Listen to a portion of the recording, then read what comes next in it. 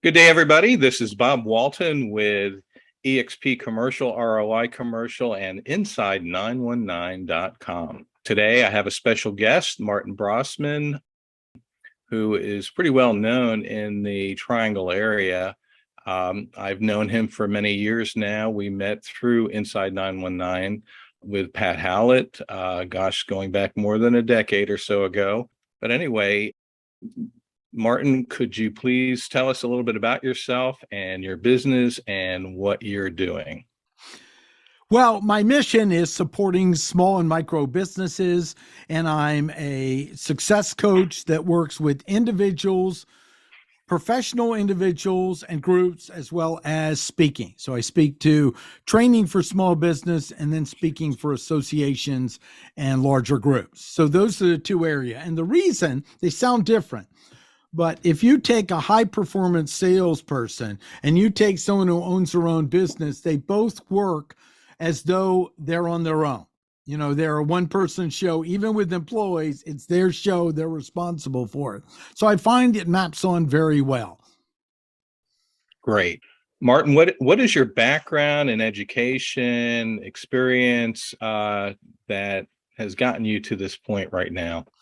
It's real interesting because my background goes all the way back to computers. I'm 63 years old. I was on the first computers you could find, got a degree in math computer science from St. Andrews University, then started working at a Radio Shack. And then I set my dream on working at IBM. And that was my big goal. And so for 4 years, I got in a co-op program at Wake Tech. And I remember I got in the co-op program, got to IBM. There are a lot of good stories with that too. And then I bugged them for 4 solid years after that. And the branch manager said, I either need to call the police or hire this guy. And I was scared because I was young, you know? Yeah. And I said, oh, Don, I don't want to bug you. He says, no, I'm so impressed. I'm finding a way to bring you into IBM. Long story short with it, after 7 years, I realized it's the people, the engagement, the motivation I like. So the customers would give me great reviews, but then they'd say things, yeah, he fixed the machine, but he inspired me to do X, Y, and Z, you know, and I realized that this distinction of coaching, I had a gift for hearing what was missing that they already had, kind of like the story of the Tin Man and Wizard of Oz, that I could leverage with them and bring out front and very efficiently get them their goals, often just using the resources that were outside their view that I could see and apply it and transfer it.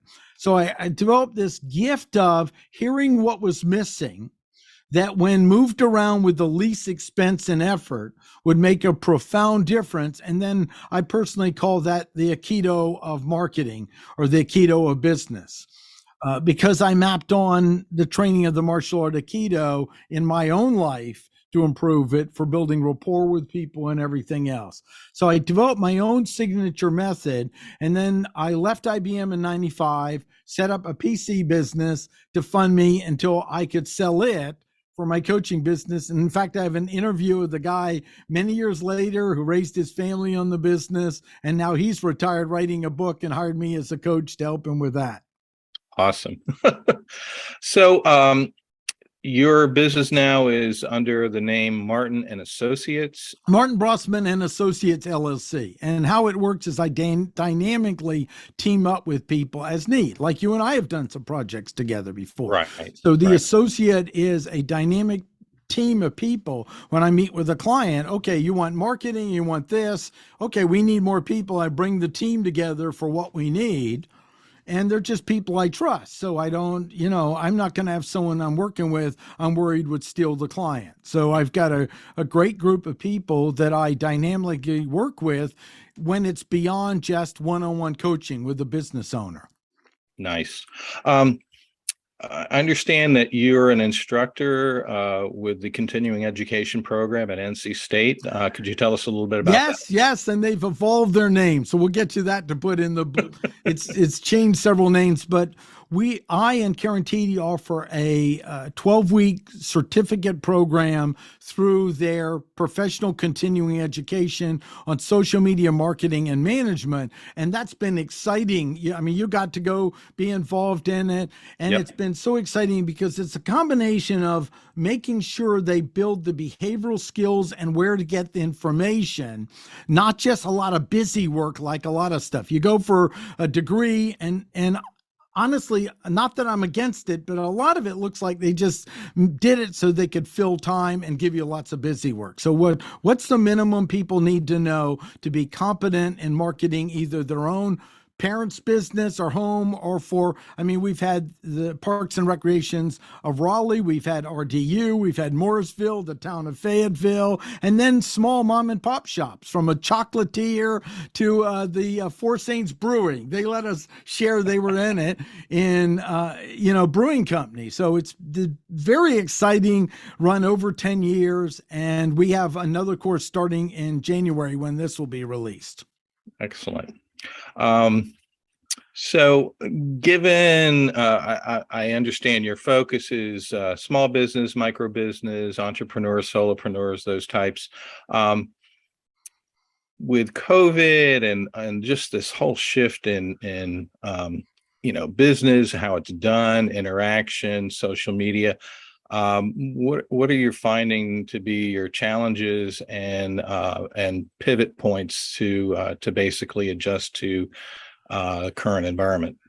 Well, in the training, what we transferred to online, and as you see, I have a studio that was very easy because I have high-speed internet and a studio. And so a lot of the training went from in person to online. Now we're getting back where I'm in person with hybrid to include people online. But basically, the COVID lockdown did more damage in our state than almost anything else. And I'm in Raleigh, North Carolina, and most people go, it's needed for safety and everything else. But what people need to understand, in a small town where they almost saw no one get it, and when they saw it, sometimes it was more side effects from things than others. And I'm not giving my view. I'm giving people to have compassion for these towns. When they were told to just blanket lock down and it destroyed their town, it was hard for them to understand this was a good idea. And I have a deeper understanding of the working class in small and micro towns than most people I meet.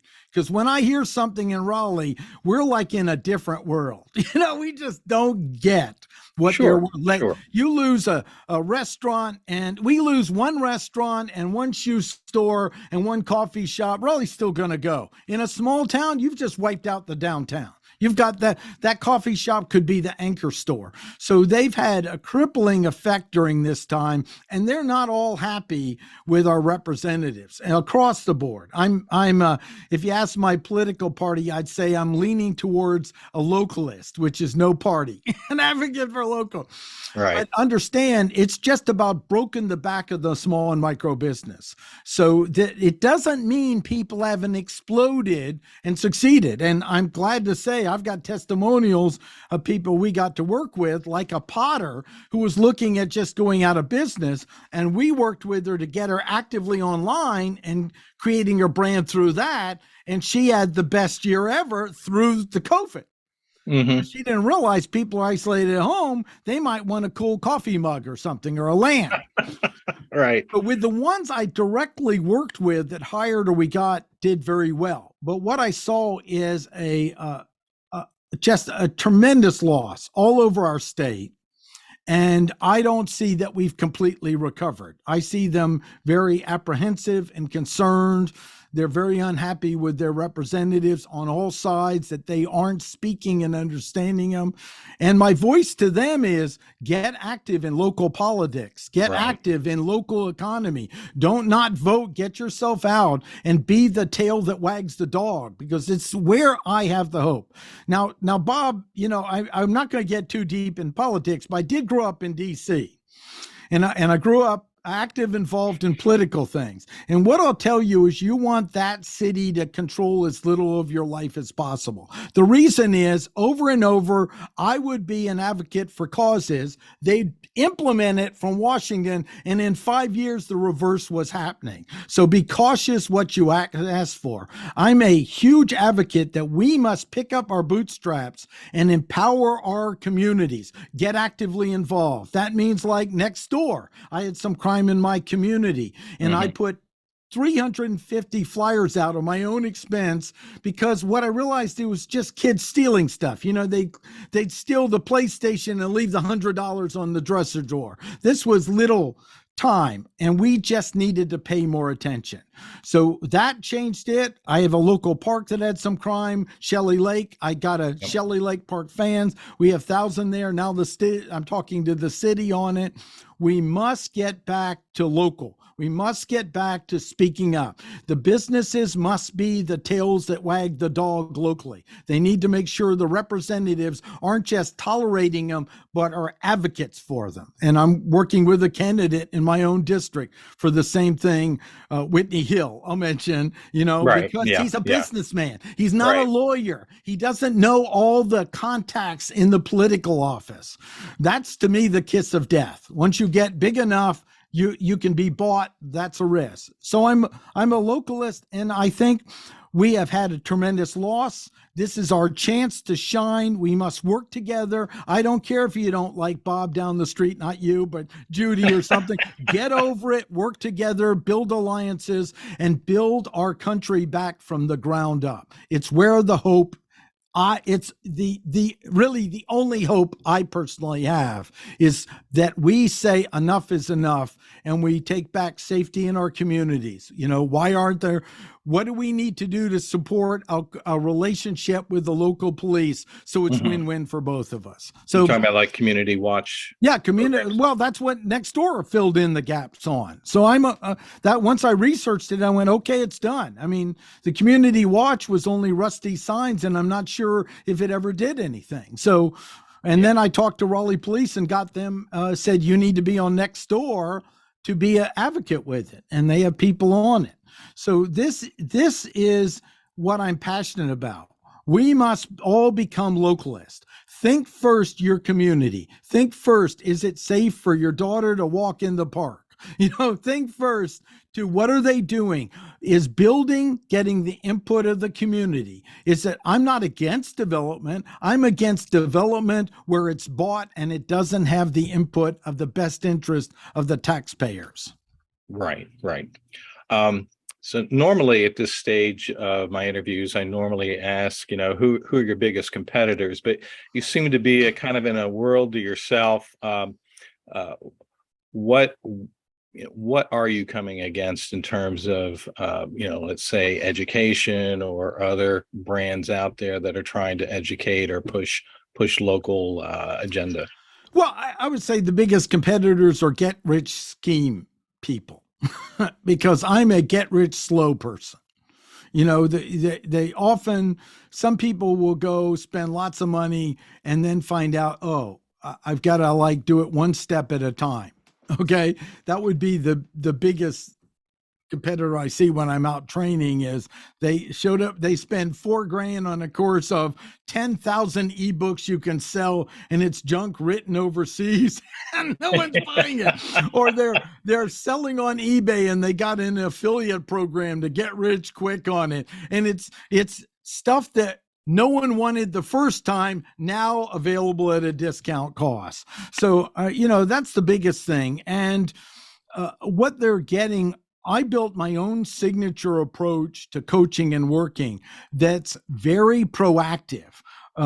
Some people, and I'm not saying it, but executives sometimes say, I had a coach before and I wanted to smack them because they wouldn't interject their own 2 cents. And I said, look, if I see it as stupid, you're going to hear it and we're going to talk about it. And my job is to treat it like your money's my money.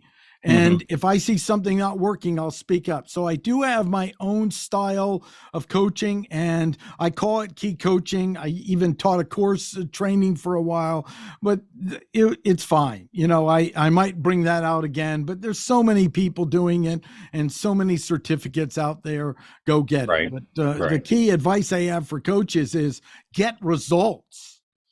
You know, I think that's more important than a certificate. And with what do I have? Mhm. Several hundred reviews online on almost most platforms.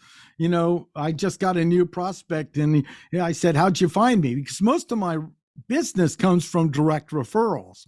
Right. And he says, "I just kept reading reviews about you online and wanted to talk to you." Okay. Yeah. But most of my business is by referral. I am very open to helping people with a lot of content online, affordable things, but I only have bandwidth for a limited number of one-on-one clients. Sure. Sure. Martin, I understand that you've also become an ambassador for Alignable. Could you speak to that a little? Yes, absolutely. Alignable to me filled a void that was filled by something called inSide919 that Pat Howlett created. It was extraordinary. We had thousands of small businesses, probably 4 or 5,000 small businesses, and he vetted them very well. He said over 20,000 wanted to apply, but they had to have a picture and meet his criteria. It was fantastic. It was networking small businesses to each other. And then, of course, Facebook came along and the platform charged more. And it just did not work out to be sustainable from what we could do. And so he moved on to other things. In fact, I'm collaborating with him on a book now on relationship marketing. And so when I saw Alignable, I went, okay, this is a little like inSide919, because LinkedIn is really B2B. And I joined LinkedIn in 2004. I beat my head against the wall trying to get them to pay attention to small and micro business. And then Facebook is a pay to play. I mean, not that we don't teach it and it doesn't have value, but Yeah. Zuckerberg's so isolated. I don't think he knows what a small ice cream shop is if it hit him in the face. So, he's just too, if Facebook really cared about small business, they would have tripled the exposure of micro business during the pandemic. In fact, I sent him a note on it. He didn't get back to me on it. So Alignable fills the void of a small business networking site. And what's important to understand, it's not a cold calling platform. It's a platform to deepen, keep alive, and expand your referral network. So you got to at least get that concept that a golden goose is better than just your next golden egg. And it does take some work, but it's a structure that allows that. And that's what I'm passionate about. And then I spoke to them. I had my first Alignable event, I think somewhere around 2016, 17. I called the main office. I went, how many are in the company? And go, well, we got about 25 or 30. I went, oh, you're an actually small business, And they responded. And then I made suggestions and they responded. And they're in the US and Canada. And I go, look, I beat my head for years with LinkedIn. No one responded. Facebook never responded. And these guys are. Now, is it perfect and all worked out? No, it's not. But it's actually a small business that's an advocate for building alliances with other small businesses. Nice. And that's where, when I found the ambassador program, I go, I'll volunteer and help with that, because it gives me a chance to have a voice to support small businesses in the greater Triangle area. Excellent. So Martin, what's the future of your business and your type of training and education and the local movement in general? Yeah. So the future, first for me, I've spent 15 years more working as a solopreneur, working with other teams and people, and remotely, like many, taking care of my parents. They peacefully passed on, and my wife has mobility issues. She helps with the business, but that's another resource that takes attention. And then the pandemic had a big impact on new clients because there were so many businesses that died. The great news is none of my clients during the time period were lost. None of them shut down. I didn't lose any. We made it through it, and many prospered. But the new prospects is where that affected. So many of us in this area, because I am an outside tool you're picking up, and many sometimes you don't know about, has just taken more work to get the same clients. And then the fact that they really feel the economy seems to be against the small business and not doing squat politically to support them. And this is, again, not my voice. This is their voice, and they're working. So my answer to that is, well, the lantern you want to light is yours to light. This is our opportunity to say enough is enough and take back our communities, our towns, our areas. And I'm doing my part to support it, even with, the Localist DAO, which is a blockchain community project Pat's doing. Yeah, I'm looking into that. So, I tell people I only work 8 days a week and then I take a day off. So it's, but I'm not suffering or having any more struggle than the people I care about, the towns, the communities, and the area. Right. Well, you did touch on the economy, and we've got high inflation and economic uncertainty. Let's just say that, and there's a chance that businesses may be scaling back. So that might put more and more people in the unemployed or underemployed status. Do you have any thoughts on how you could serve them? And I have thoughts on what we all need to do. Mm-hmm. We need to get over it and work together. We need to make darn sure we're voting for people that we believe are going to stand up for small and micro business in our community. We need to not let it happen to us. And we need to be like I said, the tail that wags the dog. It's, if you think it's gone and over with, dig a hole in your backyard and bury yourself, because you are of no use to you or anyone else. I'd rather be bailing water on the Poseidon going down or a boat going down than justifying not taking an action. This is the opportunity that we need to, one, teach entrepreneurship in our high schools. We need to get people more active in doing their own business, and they need to be very active in politics at all level, where they're letting their politicians know, what are you doing for small business, and letting them know you're going to watch them and bugging them with phone calls and emails when they're off course. I know from DC, being in political office, when someone makes that effort to communicate, not being a jerk, not yelling at them, say, I voted for you, and here's what I need for me to keep wanting to support you, it does make a difference, because they do know it's a vote. And what they have against them are lobbyists. And we need to push back on that, because that force is the entrenchment, and lobbyists are tremendously powerful, and we need to be actively involved in it. Get in your community. If you don't like it, change it. And so that's, to me, what we need. And also get over problems we have with other business. Clean up anything. Small businesses, somebody you don't like, someone, get over it. Be committed to your community, not your feelings. Be committed to helping build this back up, because we all need to work together. Because no, I'm not certain. We don't know where the future is. It does look concerning that in the small towns, there's less understanding of what's going on there than ever before, from my direct experience, talking to people. So they need to be the tail that wags the dog. What are your future plans, Martin? So my future plans are several things. I'm looking how to multiply what I do. There's a lot of good free information out there. So do Google my name, look up on YouTube. I'm always creating a lot of giveaway. That's for people learning about me, or they just can't afford anything. And then the next tier that's being built out is some roundtable coaching and training groups, where I can work with groups to keep costs down.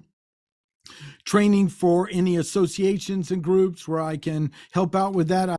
I even have good training on blockchain and understanding that whole world, because I believe that's the Model T. Actually, it's the pre-Model T of the world. and what people need to know all the way down to small businesses.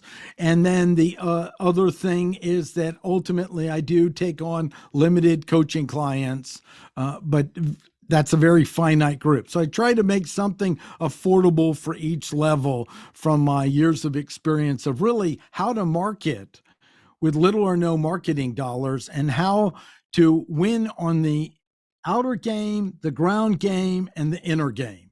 All four. Nice, nice. Excellent, Martin. Well, I very much appreciate your taking time in your day to chat with us and the local community. Any parting thoughts on just about anything? Yeah. So, well, anyway, Bob, I want to thank your commitment because I've known you for years and you have a commitment to giving back to the community and you've been walking your talk for years. So I just want to thank you for doing this because Sure. this gets content out. And I want to tell people, check out what Bob has to do. He knows his stuff. He's an expert in his field. And if he's produced it, it's worth getting to know. And so you have many skills you offer and, poke around, find out. I highly recommend them. And I certainly appreciate the effort you're doing to help our community as well. Thank you, Martin. Much appreciated. I believe that concludes our guest meeting today, and thank you so much. Very much appreciate all you've done for us and for the years of friendship and just speaking into areas in my life and in my business. Martin, you are a great resource and an excellent educator. I can highly recommend his social media marketing training. Martin, you were going to touch on that a little bit. Was there something else that you said was changing with the social media marketing program? Just that they've changed hands. There's another staff handling it at state. So we were re-vetted in, and then we're going to launch in January again. So we'll be taking the fall off just because they're reorganizing and getting everything working. I think it'll be better when we're done. And so we will have it available, and we're going to have a link for signing up soon. It'll be on all my stuff. Right, Yep. right. And we'll make sure to share that on our channels too. Thank you so much, Martin. Have a great day. Take care. Bye.